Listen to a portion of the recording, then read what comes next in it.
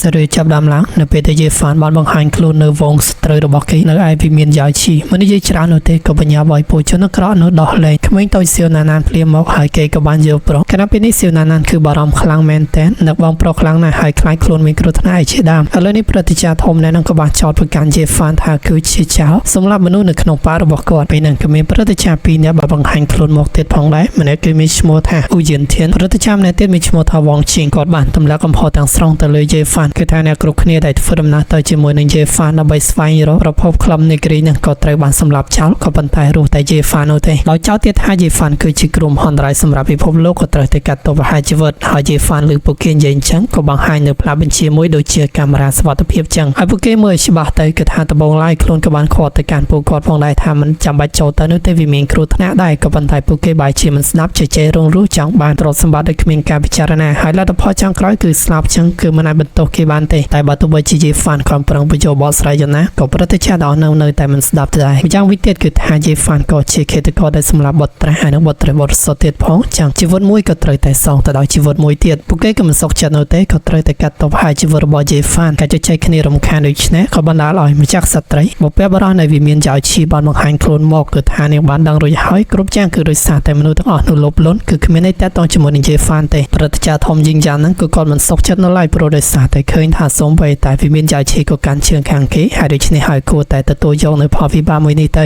តែម្ចាស់ស្ត្រីគឺមិនខ្វល់ឡើយទីកន្លែងនេះគឺជាទីកន្លែងរបស់គាត់ចង់ធ្វើតាមពើចិត្តគឺមិនបាននោះទេតែព្រឹទ្ធាចារ្យយីងយ៉ាងហ្នឹងគឺមិនអាចទ្រាំបានទេគាត់ក៏បញ្ចេញនៅយុទ្ធសាស្ត្រយីងយ៉ាងរបស់គាត់ធ្វើការវាយប្រហារជាយ៉ាងរបស់គាត់ក៏បានឡោមព័ទ្ធក្រុមរបស់យេហ្វានថែមទាំងបង្កើតទៅជារនាំងឃុំឃាំងដែលនោះក៏ជាកណ្ដឹងជួងមួយដ៏ធំដែលគូសាខារបស់គេគឺជាប៉ាក់ដាវ 10000 គេក៏ចាប់ប្រើប្រាស់នៅយុទ្ធសាស្ត្រផ្កាយតម្រង់ដាវដើម្បីប្រហារជីវិតក៏ប៉ុន្តែឃើញថាដូចគ្មានលទ្ធផលល្អទាល់តែសោះក៏ប៉ុន្តែពេលនោះបានឃើញថាដូចជាមានធម្មពលភ្លើងអ្វីមួយមកចាត់ការក្រុមរបស់ប៉ាក់ដាវ 10000 ធ្វើឲ្យពួកគេស្លាប់អស់លេងទៅអ្នកដែលចូលមកធ្វើអន្តរាគមន៍នោះក៏ជាលោកតាចាស់ម្នាក់រហ័សនាមរបស់គាត់គឺក្អែកយ៉ាមតាសូម្បីតែលោកតាស្នែងហមនឹងក៏បង្ហាញខ្លួនដែរមានទាំងបាត់សៃទេពដែលជាមិត្តរបស់យេហ្វាននឹងទៀតឥឡូវនេះពួកគេគាំទ្រខាងយេហ្វានបើសិនជាមិនពេញចិត្តទេអាចប្រកួតជាមួយនឹងពួកគេបានយេហ្វានគឺមិនភ្លេចគួរសមគ្រប់ទៅកាន់ត្រៀមច្បងទាំង3នាក់នឹងនោះទេពេលនឹងលោកតាក្អែកយ៉ាមតានឹងគាត់បានឃើញហើយថាយេហ្វានគឺជាមនុស្សដែលមិត្តរបស់គាត់បង្ហាញឲ្យស្គាល់នេះគាត់ក៏ធ្លាប់បានឃើញយេហ្វានស្ថិតនៅក្នុងគ្រោះមហន្តរាយស្ថិតនៅក្នុងចលងដាតភ្លើងបោះស្វ័យរបស់គាត់នៅដំណាក់កាលអសង្ឃឹមគេក៏បែរជាឆ្នៃដាតភ្លើងបង្កើតទៅជាផលប្រយោជន៍ផ្ទាល់ខ្លួនដើម្បីបរិងសមត្ថភាពទៅវិញហើយគាត់ពិតជាចង់ធ្វើជាមិត្តរបស់យេហ្វានខ្លាំងមែនទែនឥឡូវនេះពួកគាត់ទាំង3នាក់បានស៊ើបដឹងហើយថានៅក្នុងចលងវ៉ាន់ឡុងឆៅឬដែលបានកើតឡើងនោះមិនមែនជាកំហុសរបស់យេហ្វាននោះទេបើថ្ងៃនេះមាននរណាគេចង់ប៉ះពាល់គេគួរតែរំលងសាកសពរបស់ពួកគាត់ទាំង3នាក់ជាមុនតែព្រឹទ្ធាចារ្យវងជាងនឹងគាត់យកព្រមនោះទេដោយសារតែពួកគេចេះតែជ្រៀតជ្រែកនៅរឿងរបស់អ្នកដទៃលបងកងោកនឹងគាត់អត់ខ្វល់អីច្រើននោះទេបើសិនជាគាត់មិនយកព្រមអាចធ្វើការភ្នាល់គ្នាឬមួយក៏ប្រកួតស្លាប់រស់បានព្រឹទ្ធាចារ្យយោធានេះគឺគាត់មិនយកស្រាប់ទៅហើយថ្ងៃនេះយេហ្វានក៏ត្រូវទៅស្លាប់ក្រោមដៃរបស់គាត់ហើយក៏សូមឲ្យម្ចាស់ស្ត្រីនឹងធ្វើជាសាក្សីនៅក្នុងការប្រកួតមួយនេះផងម្ចាស់ស្ត្រីគឺគាត់មិនចំតនោះទេចំនួនរបស់ពួកគេតគ្នាក៏ត្រូវតែធ្វើទៅតាមច្បាប់របស់ប៉ាយ៉ាវឈីដែលបានកំណត់គឺពួកគេទៅតែចូលទៅខាងក្នុងសង្វៀននៃការប្រយុទ្ធស្លាប់រស់ហើយពឹងទៅលើសមត្ថភាពរបស់ខ្លួនឯងទាំងអស់អ្នកណាស្លាប់ឬក៏អ្នកណារស់គឺមិនទទួលខុសត្រូវទេចូលមកដល់ខាងក្នុងហើយម្នាក់បានស្គាល់ថាវាគឺជាសង្វៀនតងហងឬមួយក៏ជាសង្វៀនអធិរាជដែលវាគឺជាសង្វៀនបង្កើតឡើងនៅខាងក្នុងលំហគេឈ្មោះរបស់វាល្បីល្បាញខ្លាំងណាស់ឥឡូវនេះគូប្រកួតទី1គឺជាលបងកងោកជាមួយនឹងព្រឹទ្ធាចារ្យយេធានដើម្បីជៀសវាងផលប៉ះពាល់ទៅដល់អ្នកដទៃម្ចាស់ស្ត្រីយ៉ាងនេះក៏បង្កើតបានទៅជារបាំងការពារព្រឹទ្ធាចារ្យយេធាននឹងក៏គាត់មិនចេះទប់ប្រមាណនោះទេគ្រាន់តែមកដល់ទីលានហើយក៏ចាប់ផ្ដើមវាប្រហារតែម្ដងបាក់ដាវរបស់គាត់គឺពិសេសខ្លាំងណាស់គាត់បញ្ចេញនៅដាវជាច្រើនដើម្បីវាប្រហារចេញទៅតែសម្រាប់លបងកងោកនោះវាគ្រាន់តែជាគោមជុលតូចតែប៉ុណ្ណោះស្នៀតវាប្រហារបរបស់គាត់ដែលវាគឺជាប្រភេទកងោកដ៏ធំមួយសម្រាប់គឺពិតជាគួរចង់កយកូនមែនតើគ្រាន់តែមើលទៅក៏ដឹងថាកាចប៉ុណ្ណាដែរក៏ប៉ុន្តែព្រឹទ្ធាចារ្យយេធាននឹងគឺគាត់មិនព្រឺសោះឡើយគាត់ក៏បានបញ្ចេញនៅស្នៀតដាវរាប់ម៉ឺនរបស់គាត់នឹងបង្កើតបានទៅជាគំនូរយ៉ាងស្រស់ស្អាតគាត់ថែមទាំងនិយាយថាអ្នកណាក៏ដោយទៅគាំទ្រយេហ្វានដែលជាចៅមួយក្បាលនេះក៏ត្រូវតែសម្លេះចៅទាំងអស់ហើយមើលទៅតាមពាក្យសម្ដីរបស់គាត់ដូចជាក្អេងក្អាងមែនតើក៏ប៉ុន្តែគាត់មិនបានដឹងថាកំពុងតែលេងខុសមនុស្សហើយលបងកងោកនឹងគាត់ក៏បានបញ្ចេញយុទ្ធសាស្ត្រមួយដែលមានឈ្មោះថាផ្កាយបំភ្លឺមេឃពណ៌ខៀវការវាយប្រហារបែបនេះគឺជាការវាយប្រហារដោយប្រើប្រាស់នៅស្លាបកងោកក៏ប៉ុន្តែស្លាបកងោកក៏បំលែងទៅជាភ្លើងបច្ចុប្បន្ននេះព្រឹទ្ធាចារ្យយោធានឹងគាត់ក៏ព្យាយាមប្រើប្រាស់នៃយុទ្ធសាស្ត្រដែលរាប់ពាន់របស់គាត់មករារាំងនៅការវាយប្រហារមួយនេះផងដែរក៏ប៉ុន្តែជាក់ស្ដែងទៅយ៉ាងបានឃើញថាកងោកដែលបញ្ជាទៅដោយរបស់កងោកនឹងពិតជាមិនធម្មតានោះទេអាចរារាំងរកផ្លៃដើររបស់គាត់ទាំងអស់លទ្ធផលក៏បង្ហាញស្ដែ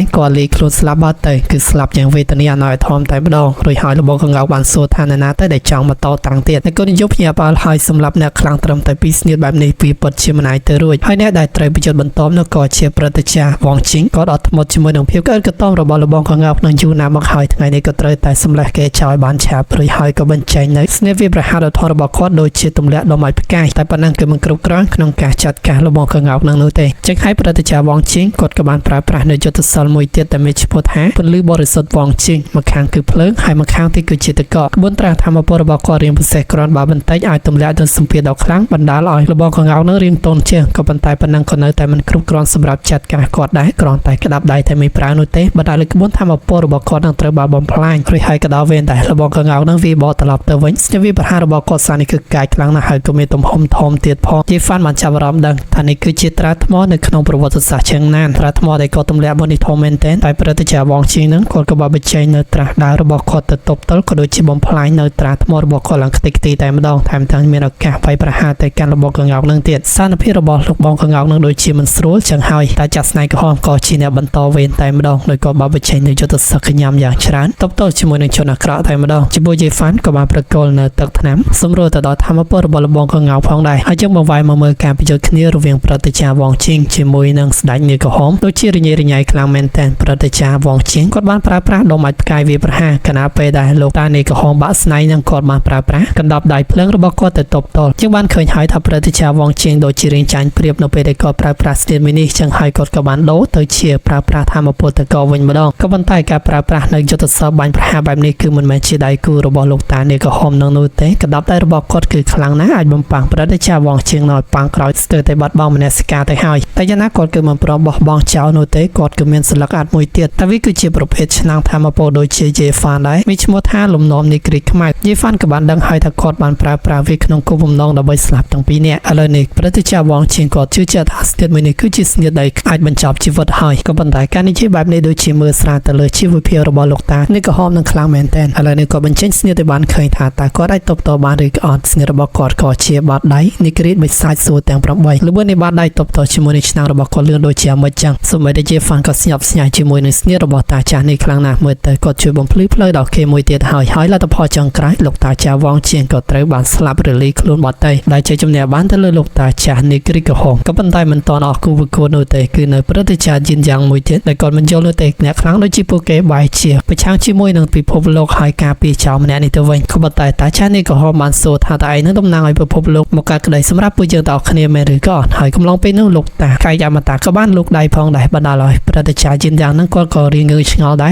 រនេះគឺជាការប្រកួតរវាងគាត់ជាមួយនឹងព្រឹទ្ធាចារ្យនីក្រហមមិនក៏បានជាគាត់លោកដៃលោកតាកាយអមតាហ្នឹងគាត់បានប្រាប់ឲ្យលោកតានីក្រហមហ្នឹងទៅសម្រាប់សិនទៅគាត់មានអារម្មណ៍ថាដូចជាមិនចូលចិត្តតាចាស់យិនយ៉ាងហ្នឹងតទៅសោះហើយការប្រកួតនៅក្នុងកំឡុងពេលនេះទៅឲ្យគាត់គឺជាអ្នកចេញមុខទៅជាការចាប់ផ្ដើមលោកតាព្រឹទ្ធាចារ្យយិនយ៉ាងហ្នឹងគាត់ក៏បញ្ចេញនៅស្នេហ៍កញ្ចក់យិនយ៉ាងរបស់គាត់មើលទៅស្នេហ៍នេះក៏ទំនងជាលយខ្លាំងមែនទែនគាត់ក៏បង្កើតឲ្យលំហទាំងឡាយនៅជុំវិញខ្លួនគាត់ហ្នឹងក៏ប្រែក្លាយទៅជាកញ្ចក់អាចថាបង្កើតទៅជាដែនគ្រប់គ្រងក៏ប៉ុន្តែប៉ះជាមួយនឹងលោកតាកាយអមតាក្លែងរបស់គាត់គឺមិនអាចគ្រប់គ្រងគាត់បាននោះទេក៏ត្រូវបានគាត់បំផ្លាញឡើងខ្ទេចគាត់បានប្រាប់ឲ្យថាមនុស្សដែលគាត់ចង់វាយបំផុតគឺជាមនុស្សមកពីបកយិនយ៉ាងចឹងហើយគាត់ក៏បានស្រូបយកនៅព្រលឹងរបស់សត្វក្អែកជាច្រើនចូលក្នុងខ្លួនបង្កើតជានិមិត្តសញ្ញាមួយនៅថ្ងាសរបស់គាត់រួចហើយក៏ចាប់ផ្ដើមវាប្រហារចេញទៅហើយក៏បង្កើតទៅជាដែនរបស់គាត់វិញផងដែរក៏ប៉ុន្តែការវាប្រហាររបស់គាត់សានេះគឺថាមិនអាចប៉ះទៅរាងកាយរបស់ព្រឹទ្ធាចារ្យយិនយ៉ាងនោះទេហើយក៏ត្រូវគាត់វាបោវិញដែរស្នៀតកញ្ចក់យិនយ៉ាងរបស់គាត់គឺពិសេសខ្លាំងណាស់អាចកិច្ចខ្លួននៅខាងក្នុងលំហបានយ៉ាងងាយស្រួលដែលគាត់ថែមទាំងជឿជាក់ថាថ្ងៃនេះគឺជាថ្ងៃមរណៈរបស់លោកតាក្អែកនឹងហើយដែលកុំឲ្យគាត់ចេះតែមាត់ស្អុយដោយនិយាយពីនេះពីនោះទៀតយើងបានឃើញហើយថាភាពកេងកាងរបស់គាត់គឺគ្មានប្រសិទ្ធភាពនោះទេព្រោះថាព្រឹទ្ធាចារ្យក្អែក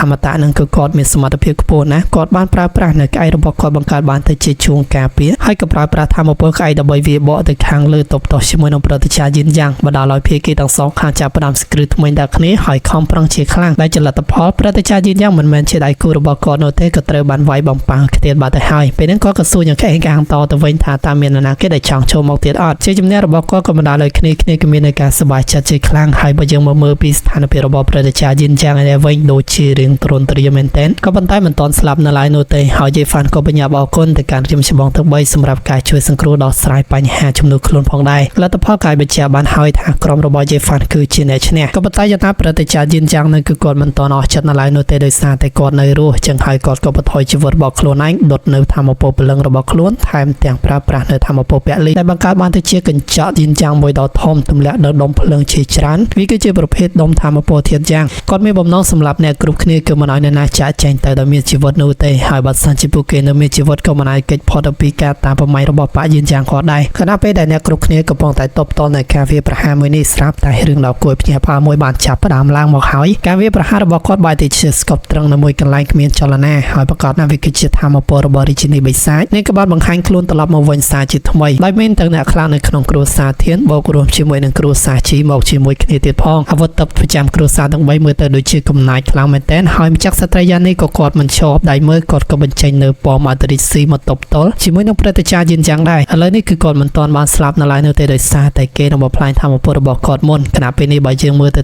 តាមកម្លាំងរបស់ J-Fan បច្ចុប្បន្នគឺមានការចូលរួមពីសំណាក់សម្ព័ន្ធធំទាំង4តែម្ដងឥឡូវនេះបើសិនជាគាត់នៅតែតវ៉ាទៀតប្រកាសជាត្រូវស្លាប់ហើយសម្ញៃរិទ្ធមិនទាន់នឹងបានប្រមាណផងក៏ស្រាប់តែមានរន្ទះមួយបានចូលមកខាងក្រោមលេចវត្តមានរបស់ក្រុមកុលសម្ព័ន្ធសតចម្លែកមួយមេក្រុមក៏ត្រូវបានដឹកនាំដោយអាម្នាក់ពីឈ្មោះថាគូតាយ៉ាគាត់បានមើលឃើញពីឆន្ទៈអ្នកគ្រប់គ្នាចង់ខ្លាចជាអត្តរិទ្ធក៏ប៉ុន្តែគេក៏នឹងធ្វើអ្នកគ្រប់គ្នាស្ដាយក្រោយជាមិនខាននោះទេឥឡូវនេះគឺថាសាយរឿងរបស់យើងក៏ត្រូវបានស្លេះត្រឹមប៉ុណ្ណឹងហើយចឹងរងចាំតាមដានទស្សនានៅក្នុងភាគទី140បន្តទៀតអរគុណ